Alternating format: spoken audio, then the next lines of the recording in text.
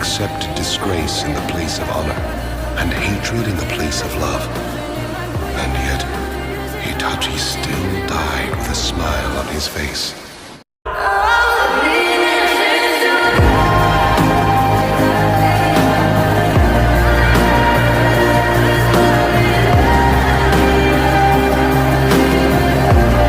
Yürüse, Sasuke.